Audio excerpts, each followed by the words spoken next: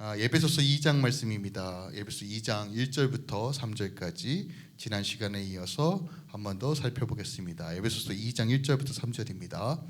그는 허물과 죄로 죽었던 너희를 살리셨도다.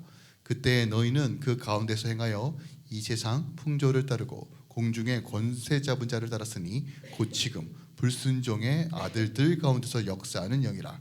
전에는 우리도 다 그 가운데서 우리 육체의 욕심을 따라 지내며 육체의 마음에 원하는 것을 하여 다른 이들과 같이 본질상 진노의 자녀이었더니. 아멘. 하나님의 말씀입니다. 오늘은 이제 허물과 죄라는 이 제목을 가지고 좀 더 이제 이 말씀을 좀 깊이 좀 살펴보려고 해요. 저에게 좀 고상한 취미 중에 하나가 있는데 화분과 화초를 키우는 거예요. 늘 잘 성공하지 못해서 안타까운데 그래도 나름 선물로 들어오거나 맡겨주신 식물을 잘 키워보려고 나름 노력을 합니다. 할렐루야 교회에서도 다 조화가 아니라 생화가 딱 2개가 있어요.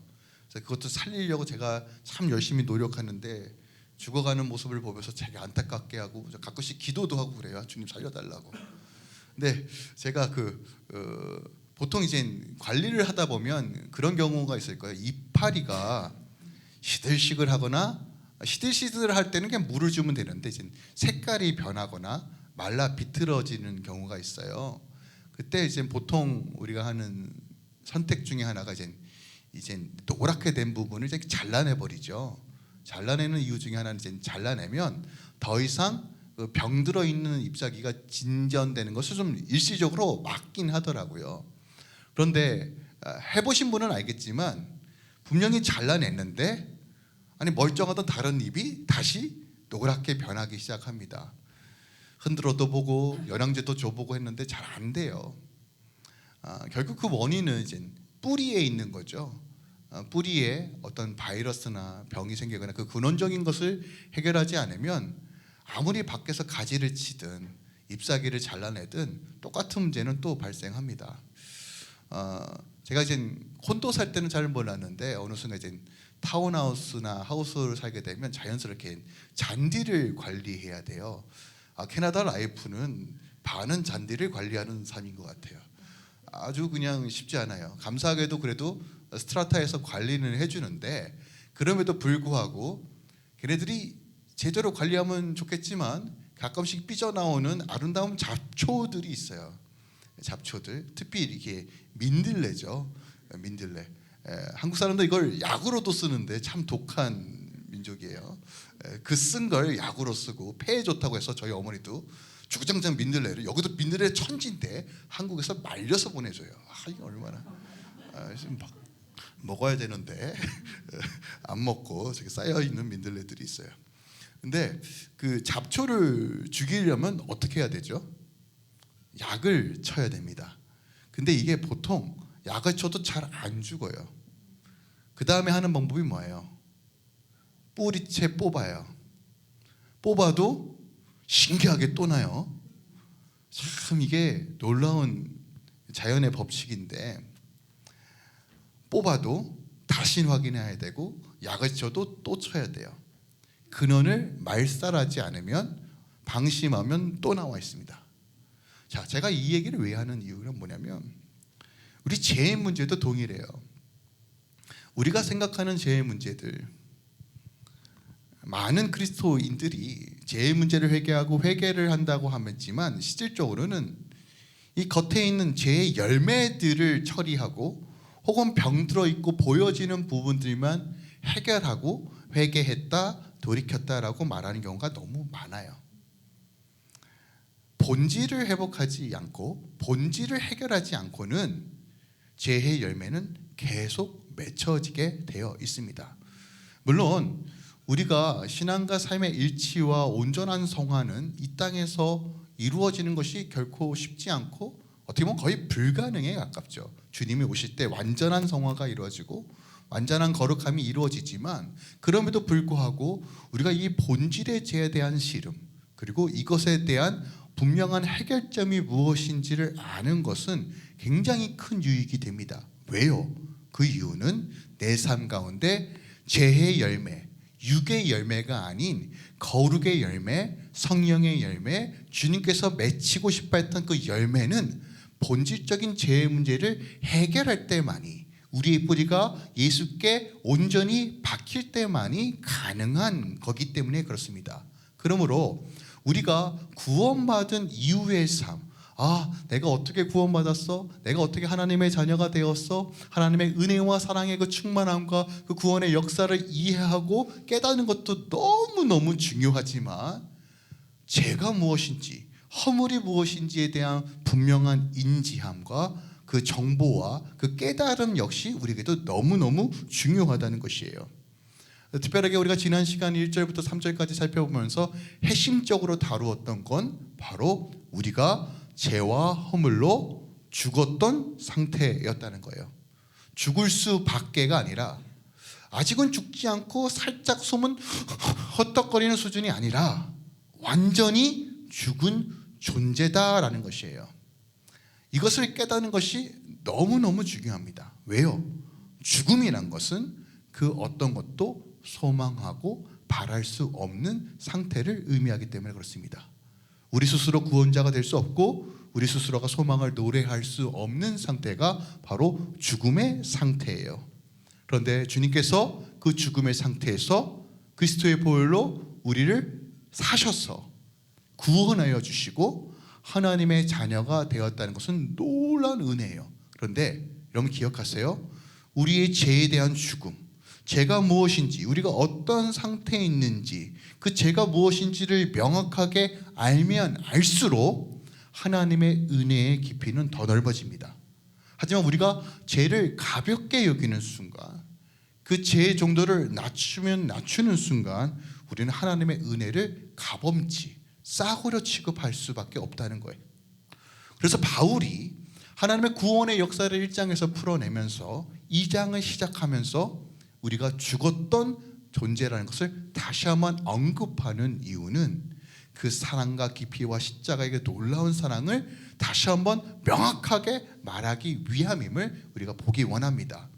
오늘날 못낸 교회의 가장 큰 문제 중에 하나라고 생각하는 요소가 바로 이 죄에 대해서 명확하게 다루지 않고 단지 죄의 열매의 해결점만 이야기한다는 것이에요.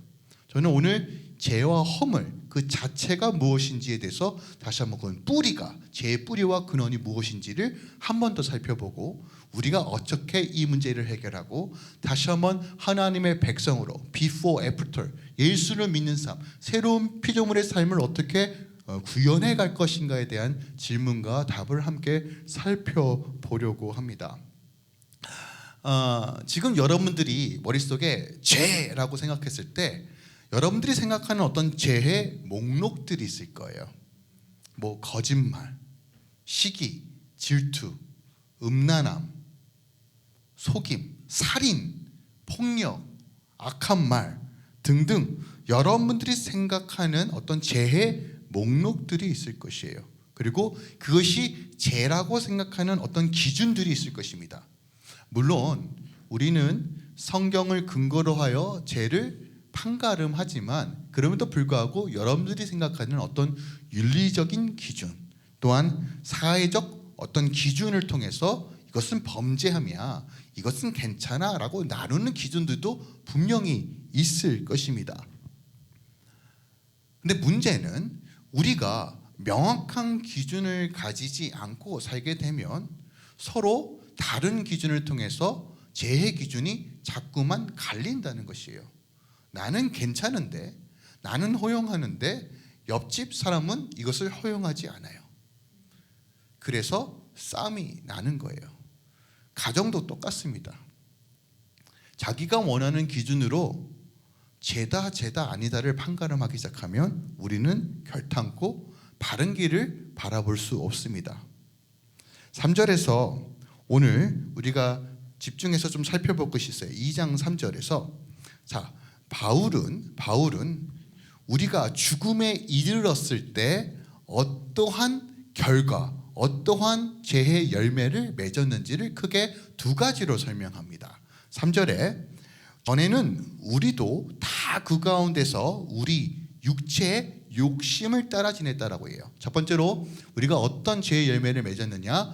육체의 욕심을 따라 죄의 열매를 맺었다라고 표현하고, 두 번째로 육체와 마음이 원하는 것을 하여 다른 이들과 같이 본질상 진노의 자녀들이라고 말합니다. 그러니까 본질상 진노의 자녀이었기 때문에 육체의 욕심과 육체가 마음이 원하는 대로 살았다라고 표현해요.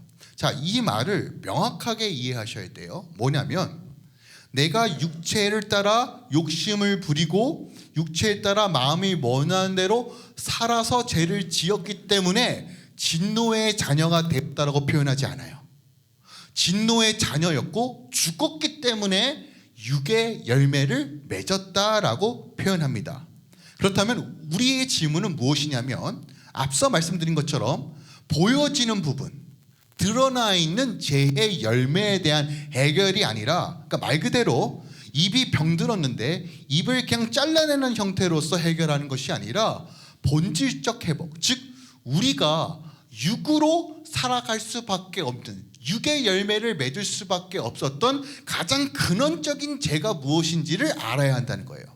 이 부분을 우리가 해결하지 않고, 이 부분을 우리가 씨름하지 않고, 이 부분을 주의 십자가 앞으로 가져가지 않으면 우리는 잠깐 회개할 수 있어요.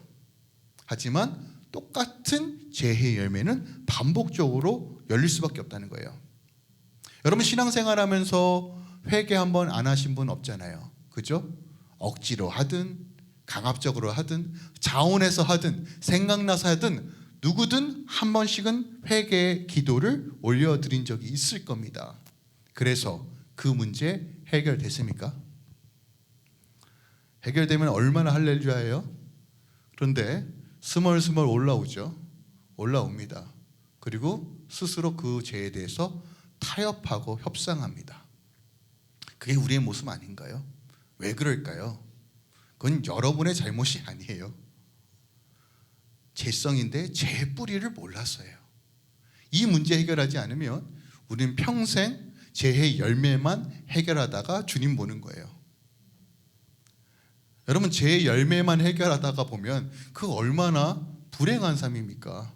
평생 회개만 하다가 본질적 회복이 없이 겉으로만 데이밴드 붙이고 밴데이지 붙이고 후시딘 바르고 파스만 붙이고 몸이 비뚤어지고 디스크가 터졌는데도 야, 진통제만 먹으면 된다 하면서 주님 보는 거예요.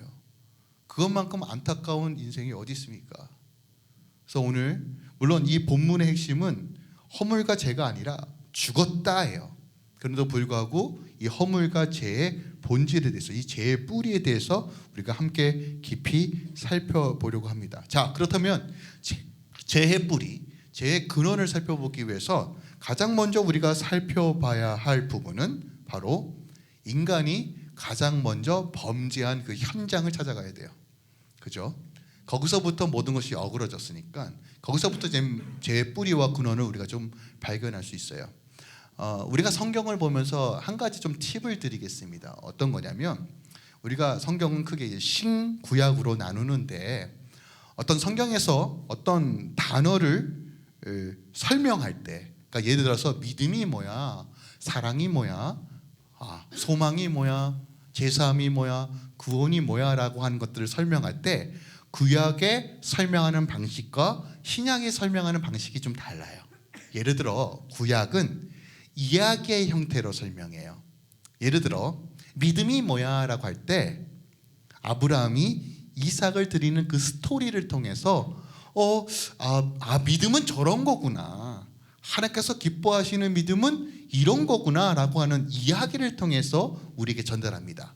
근데 신약은요, 명확하게 얘기하죠. 히브리서 11장 1절에 믿음은 바라는 것들의 실상이요 보이지 않는 것의 증거다 라고 얘기해요. 그러므로 우리가 성경의 어떤 개념을 이해할 때 구약과 신약을 함께 보는 건 굉장한 큰 유익입니다. 이해가 되셨죠? 그래서 제가 구약과 신약을 함께 좀 살펴볼 거예요. 먼저 구약에 우리가 창세기 말씀을 살펴보겠습니다. 창세기 2장에 하나님께서 에덴 동산을 창조하시고 인간을 만드시면서 한 가지를 명확하게 말씀하셨어요. 그건 뭐냐면 너희들 선과 악을 아는 나무 열매를 절대로 먹지 마라고 얘기합니다. 먹으면 어떻게 된다고 말해요? 죽는다예요. 자, 죽음. 그러니까 성경은요, 죄와 죽음을 분리해서 말하지 않아요. 함께 얘기합니다. 죄는 죽음이에요. 죽을 수밖에가 아니라 죽음이에요.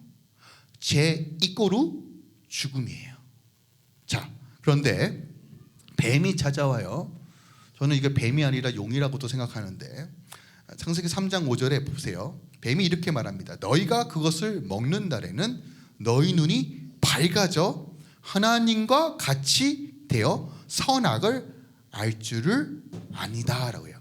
자, 이게 되게 중요한 문구인데, 자 보세요. 뱀이 어떻게 미혹하냐면 너 이거 먹으면 선과 악이 무엇인지 알게 된다는 거예요. 누구처럼요? 하나님처럼요. 그런데 이 말은 지금 아담과 하와는 선이 무엇인지 악이 무엇인지 구별할 수 없는 상태라는 거예요. 왜 그럴까요?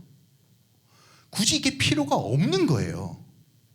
완전한 공간이기 때문에 굳이 악이 필요 없는 공간입니다. 그러니까 무슨 얘기냐면 하나님께서 우리에게 공급해 주시고 이루고 싶어하고 우리에게 주고 싶어하는 것은 완전함이에요. 그런데 사단은 뭐라고 미혹하냐면 야, 너 이것도 필요해, 이것도 알아야 돼 라고 말해요. 굳이 우리에게 유익이 되지 않음에도 불구하고 마치 이것을 모르면 찐따 바보인 것처럼 미혹해요.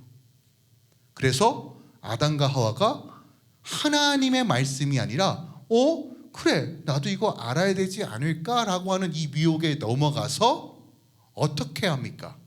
선악과를 먹죠. 그런데 선악과를 먹을 때 성경은 뭐라고 표현하냐면 그들이 하나님과 같이 되기 위하여 먹었다라고 표현해요. 여러분, 이게 죄의 본질이라고요. 이해하셨어요? 그러니까 여러분들이 생각하는 죄의 목록들이 참 많을 거예요.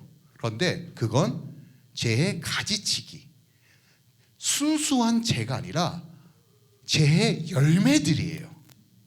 그러면 우리가 해결하고 씨름해야 될 죄의 뿌리는 무엇이에요? 바로 내가 하나님이 되려고 하는 거예요. 이해가 되셨어요? 자, 하나님의 자리에 내가 서려고 하고 굳이 하나님께서 허락하지 않는 것들을 내가 취하려고 하는 거, 하나님의 위치에 서려고 하는 거.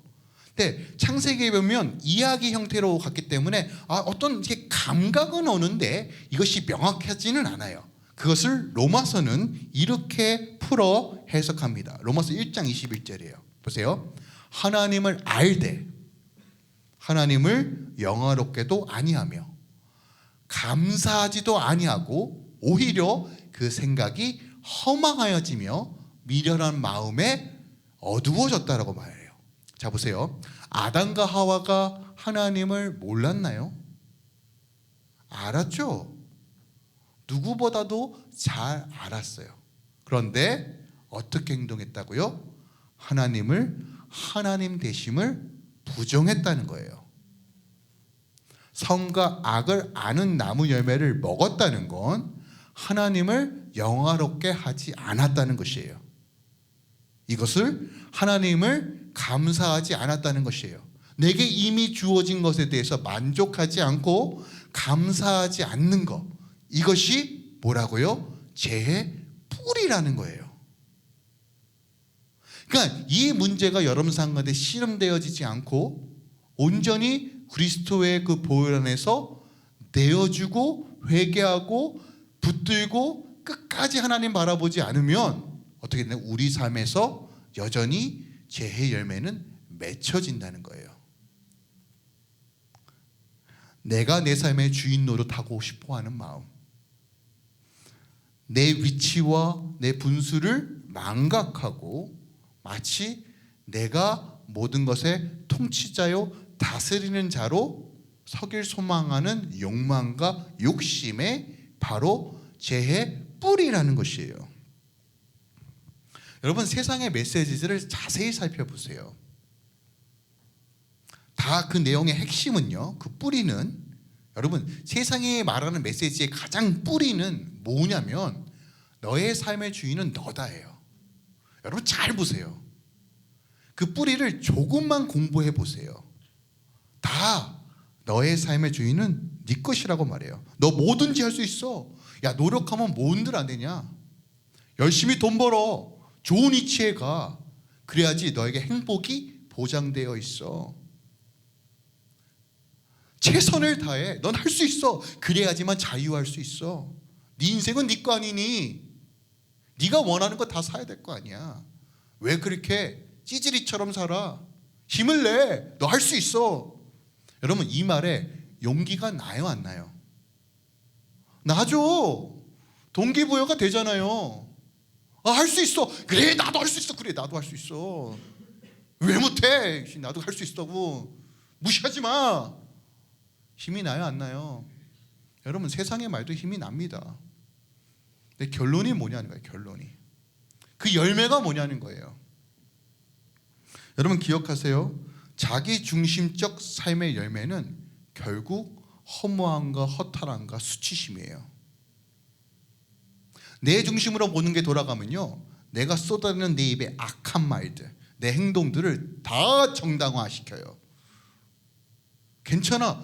이 결과가 내 자유와 내 행복을 위해서 이 정도는 괜찮지 않냐는 타협과 합리화로 내 스스로를 포장하기 시작해요. 왜요?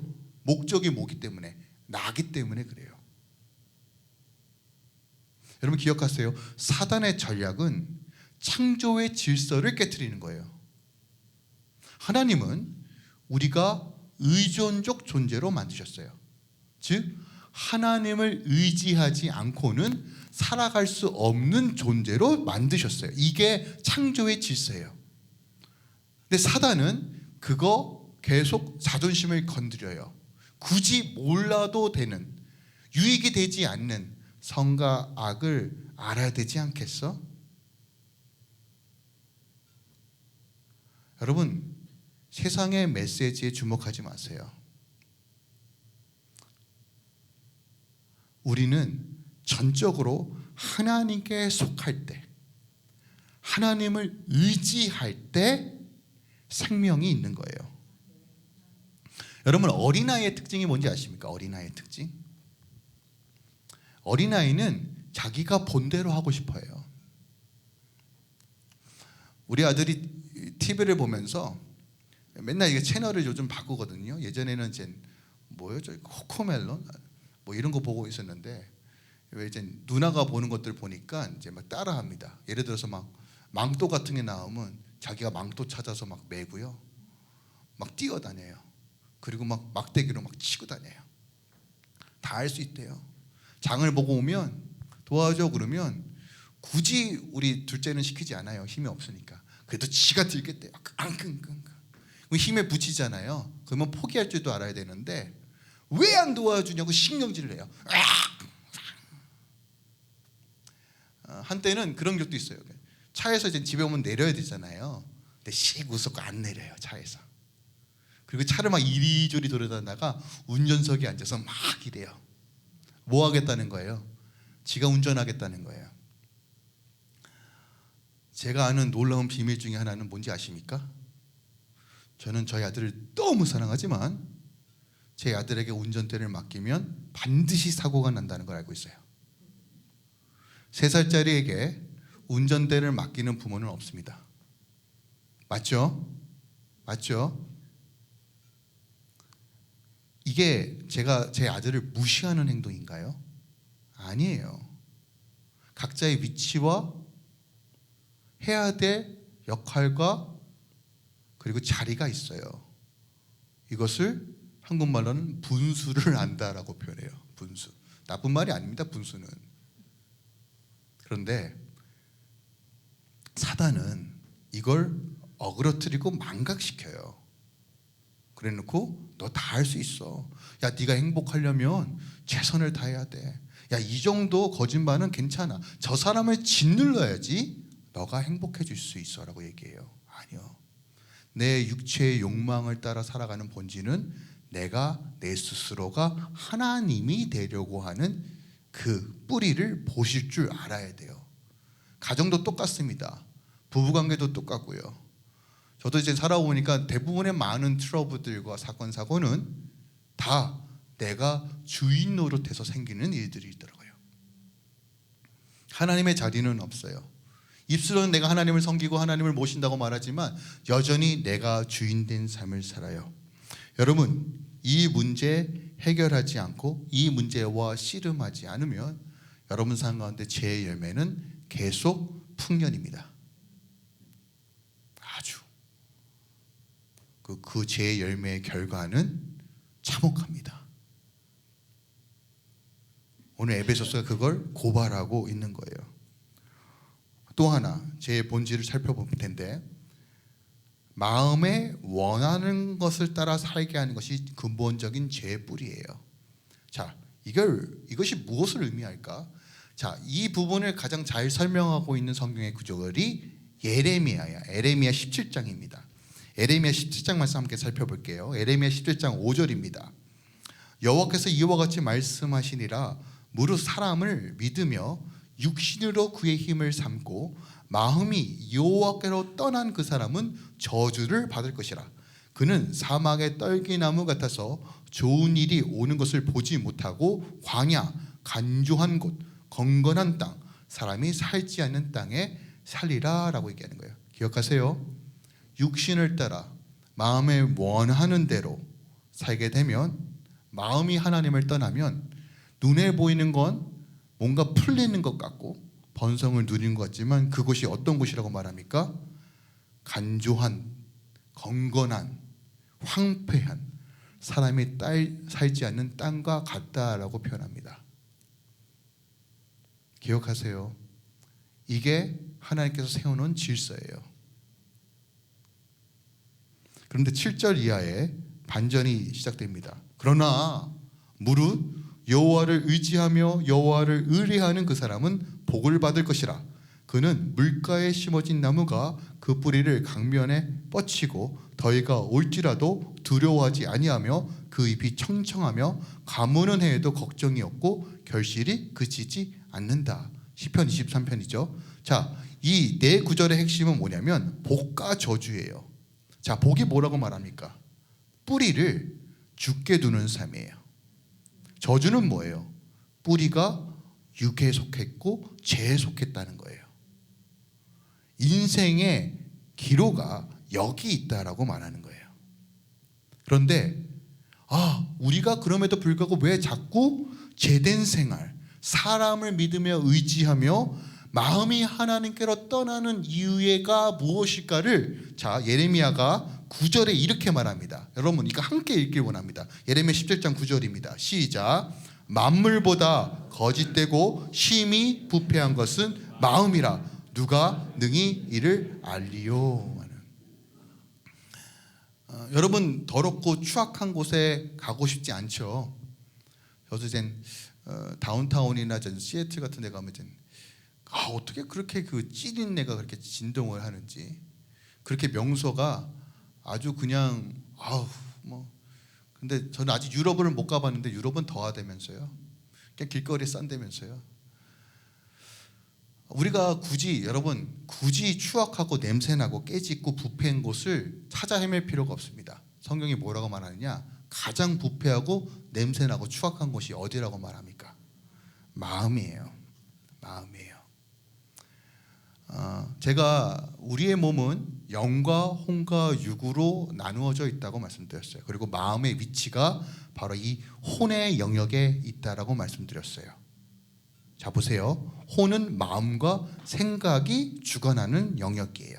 그래서 우리의 영이 구원을 받고 영이 살았다는 건 뭐냐면, 하나님으로부터 그 생명이 우리 영을 통해서 어디로 흘러가는 거예요? 인사이드 아웃, 혼과 육으로 흘러가야 돼요. 그런데 우리가 영의 지배를 받지 않고 하나님께로 뿌리를 두지 않으면 자연스럽게 우리의 혼은 어디에 영향을 받아요?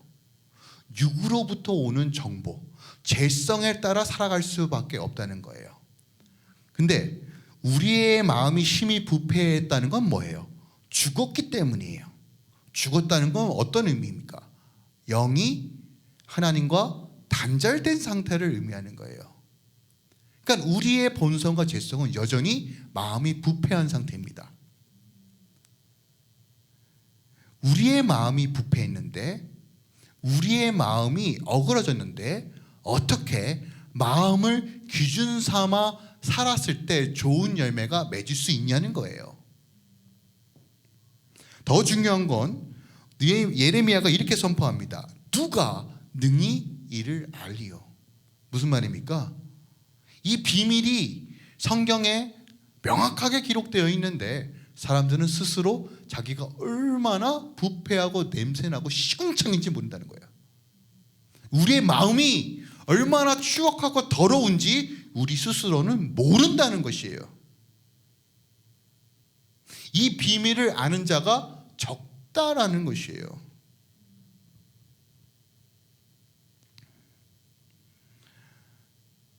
우리의 마음이 부패했는데 어떻게 좋은 열매가 맺혀질 수 있습니까? 내가 얼마나 음란한지, 내가 얼마나 타락했는지, 내가 얼마나 욕정과 욕심과 정욕으로 가득 차 있는지 우리 스스로는 알 방법이 없어요.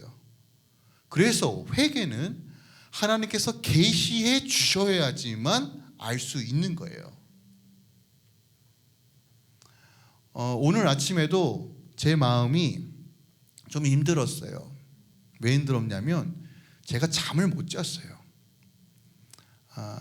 변명하는 게 아니라 우리 딸이 좀 아파요 지금. 앞뒤로 다 쏟아내고 있어요. 아프대요 계속. 우리는 아프니까 이제 정너한도 먹이고 소화제도 먹이는데 애가 계속 토하고 하는 거예요. 계속. 그러니까 저는 이게 잠을 잘 못 자요. 그러면 그래서 괜찮아 누아야, 괜찮아 누아야. 그러다 보니까 알람이 울립니다. 제가 뭐라고 기도할게요? 할렐루야 해야 되는데 하나님 5분만 더, 하나님 5분만 더 제발 저 5분만 더. 그래서 진짜 침대에 덜컥 앉으면서 주여 5분만 더 쉼을 주시옵소서. 그런데 시계가 자꾸 흘러가니까 조급한 거예요. 아유 주여 힘들다 힘들다. 누가 설교 좀 대신해 주면 안 되나 막 이런 생각이 막 올라와요. 솔직하게 말씀드리는 거예요. 근데 교회 왔는데 교회 오면 또 좋아요. 헬렐레. 아유 하나님 감사합니다 하다가 또 예배 준비하면서 또 마음에 안 드는 부분이 발견돼요. 그러면 또 어떻게 해요? 마음이 또 상해요. 아휴 내가 언제까지 내가 다 해야 돼 마음이. 여러분 이게 우리 마음 아닙니까? 여러분 삶 가운데 아침에 마음 먹은 대로 저녁까지 그대로 유지하셨다. 빨리 병원 가셔야 돼요. 정상이 아닙니다. 비정상이에요. 치료 받으셔야 돼요. 우리의 마음은 그럴 수가 없어요. 그래서 마음을 지키는 것이 너무너무 중요하지만 여전히 우리는 연약해요. 하루에도 수십 번씩 요동치는 게 우리의 마음과 감정 상태 아닙니까? 그런데 이 마음을 기준 삼아 살아간다고요? 그런데 세상은 이 마음을 기준 삼아 살아가요. 내 감정이 중요해요. 남에게 피해만 끼치지만 않으면 되잖아. 이 정도 다 허용하면 되잖아. 합리화합니다. 내 마음이 기준이에요. 내 감정이 기준이라고요. 내 욕구를 채우는 것이 기준이고 내가 행복이라고 느끼는 이 감정을 취하는 것이 기준이 돼버렸어요. 이것이 기준이 돼버리니까 그 결과가 뭔지 아십니까? 순리를 영리로 바꿨어요. 성경에서 말하는 순리가 뭘까요? 하나님의 말씀이에요. 질서입니다. 이거 번역하면 잡혀가지만 선포하겠습니다.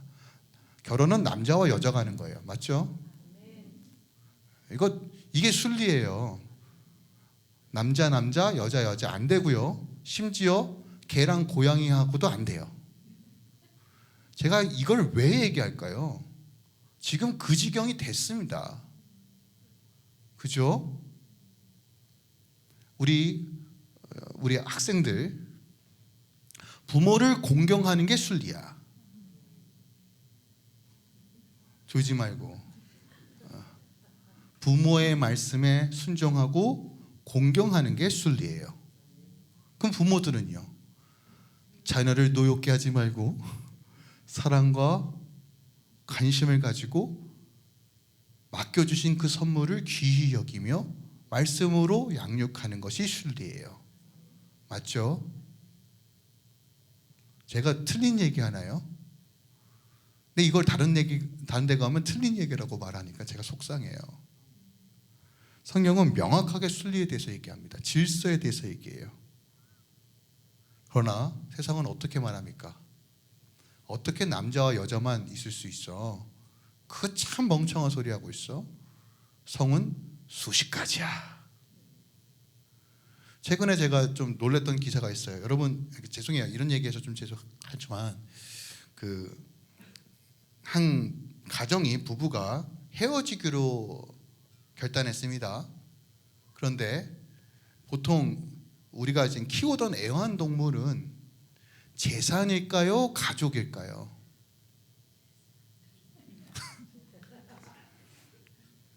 최근에 제가 봤던 기사는 이것을 소유물이 아니라 양육권으로 보더라고요. 가족으로 봐요. 할렐루야. 근데 여러분, 제가 이걸 이해를 못하는 게 아닙니다. 그런데 아닌 건 아닌 거잖아요. 그죠? 전국에 계시는 이제 애완동물을 사랑하시는 분들에게 욕을 받을 수 있지만, 그죠? 우리가 좀 분별하셔야 돼요.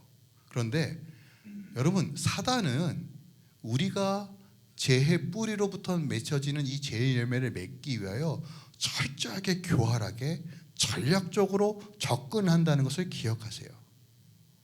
그래서 우리가 죄의 본질에 대해서 명확하게 인지하지 못하면 우리는 내 삶 가운데 왜 자꾸 죄의 열매가 맺혀지는지를 이해하지 못해요.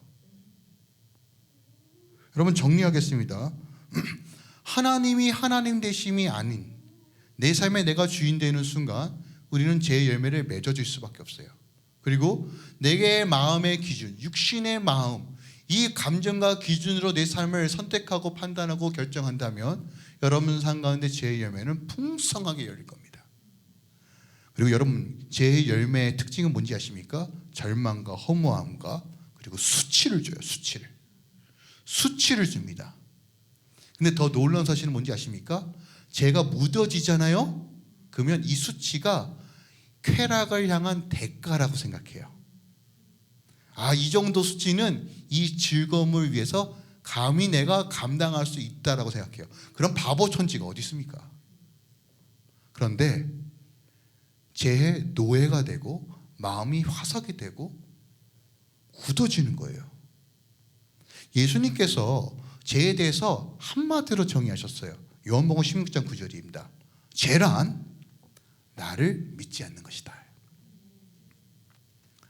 아주 쉽죠? 죄의 정의, 죄의 뿌리는 하나님을 믿지 않는 거예요. 저는 예수님 믿고 있는데요. 예수를 믿는다는 건 여러분이 삶의 주인이 아니라는 것을 시작하는 거예요. 그래서 회개는요, 눌고 짜고 뒹굴고가 회개의 본질이 아니라, 회개는 뭐예요? 내 삶의 자리, 중심을 누구에게로 바꾸는 겁니까? 하나님으로 바꾸는 거예요. 내 마음의 기준 삼았던 내 모든 방식들을 뭐로 바꾸는 거예요? 말씀의 기준으로 바꾸는 거예요. 이게 회개예요. 여러분, 죄의 열매를 해결하는 정도로 회개했다고 생각하지 마세요. 이 싸움 평생 해야 돼요. 우리 평생 해야 돼요. 죄의 시작이 하나님으로부터 돌이킴이라면 회개는 다시 하나님께로 돌이키는 거예요. 이 원리를 기억하세요. 이 문제 해결하지 않으면 여러분 쉰다고 쉬는 게 아니에요. 여러분 상관의 주인이 하나님이 아니고 그분이 구원자와 통치자와 심판자의 개념이 여러분 상관에 세팅되어지지 않으면 여러분은 무슨 수를 써더라도 회복되지 않아요. 왜요? 여전히 죄가 역사하니까. 이 문제 우리가 끝까지 씨름해야 돼요. 근데 여러분, 이 죄의 문제, 본질적 죄의 문제 해결은 어디서 가능하냐가 우리 주 예수 그리스도 그 십자가를 통해서만 가능한 거예요. 그래서 우리가 왜 지금 예수를 찾아야 합니까? 왜 내가 지금 복음이 필요합니까? 이 문제의 해결은 오직 예수께만 있어요. 그래서 회개는 참회하는 게 아닙니다. 고행하는 게 아니에요. 용서받는 거예요. 이해가 되십니까? 누구로부터요? 아버지께로부터요. 근데 이 용서는 어떻게 이루어집니까? 우리 주 예수 그리스도를 통해서만 용서가 되는 거예요. 우리가 왜 지금 예수께 주목해야 됩니까? 죄의 문제를 해결하는 것보다 급한 건 없어요. 사단은 속여요. 너 지금 직장의 문제, 돈 문제, 건강의 문제가 더 급해. 너 이 문제 해결해야지 행복해. 맞아요. 그 문제 해결해야 돼요. 저런 얘기 아닙니다. 하지만 여러분, 재해 문제 해결하는 것보다 급한 거 없어요. 왠지 아십니까? 대부분의 우리가 처하고 있는 상황과 깨어짐들은 죄로부터 시작되기 때문에 그래요. 죄의 열매에 주목하지 마세요. 죄의 본질을 회복하셔야 돼요. 이거 해결해야 돼요. 이거 회개하고 이거 새롭게 세워야 돼요. 바울은 우리에게 명확하게 말합니다. 허물과 죄로 우리가 죽었다. 왜 죽었느냐? 죄의 열매가 아니다. 죄의 본질을 보라. 이것 때문에 죽었다. 우리가 하나님을 등졌고 하나님을 욕했고 사단 마귀 권세들을 좋아서 쫓아다녔으며 죄를 사랑하던 존재고 마음은 부패하며 자기의 소견대로 살아갔던 존재다. 그 이유와 그 시작은 내 스스로 내가 하나님이 되려고 했고 내 마음의 기준으로 살았기 때문이다 라고 말해요. 오늘 이 아침에 다시 한번 우리가 이 진리에 직면하는 시간 갖기 원합니다. 여러분, 회복은 겉으로만 가지친다고 회복되는 게 아니에요. 가장 본질적인 문제를 해결하지 않으면 궁극적 회복은 없어요. 물론 주님 오시는 그날까지 우린 평생 이 문제를 싸워야 될 거예요.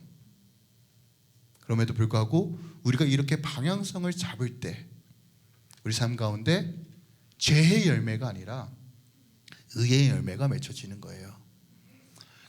저는 가끔씩 이런 생각을 해봐요. 우리 삶 가운데 의의 열매가 어떤 형태로 맺혀질까? 전 그 해답을 요한복음 15장에서 찾았어요. 의의 열매가 마치 수박처럼 큰 과일처럼 맺혀지는 이 한 덩어리가 아닐 거라고 생각해요. 포도송이처럼, 포도나무니까. 여러분, 포도송이에 포도알이 몇 개나 있을까요? 많아요. 그죠, 많아요. 근데 여러분, 포도가 어떻게 맺혀지는지 아십니까? 저는 이렇게 포도가 마치자면 이렇게 쌓여, 이렇게 쌓여. 그래서 이 안에서 요만한 것들이 막 처음에 이렇게 하다가 이렇게 가지가지 서로 이렇게 부풀어 오르면서 맺혀져요. 하나님 보시기에 우리가 포도송이를 맺히는데 가끔씩 다 잘 익는 건 아니에요. 하나는 또 어그러지기도 하고 깨지기도 해요. 그죠? 우리가 주를 바라보며 살면서도 여전히 제된 본성으로 어그러진 열매들이 맺혀질 수 있어요. 그래도 여러분 기억하세요.